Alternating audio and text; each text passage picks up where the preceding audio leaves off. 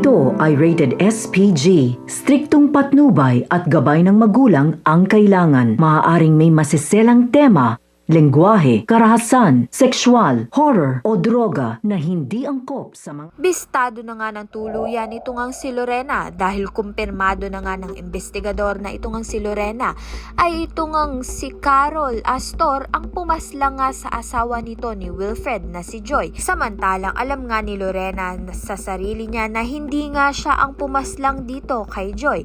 Subalit hindi niya nga maitago ang kanyang reaksyon na palagi nga siyang nababalik.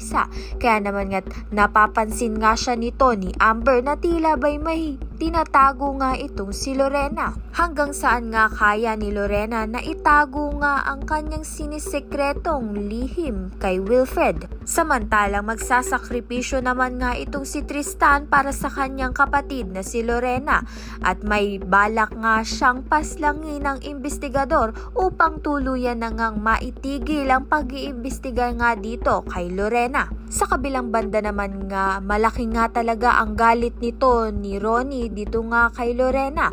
Kaya naman nga't hinampas niya nga ito ng sampal dahil dito na damage nga ng malala ang mukha nga nito ni Lorena. Kaya naman nga't may tsansa nga itong si Lorena na ipabago ang kanyang mukha. Kaya naman nga't yan at iba pa ang dapat nating pakaabangan. Maraming salamat sa iyong panonood.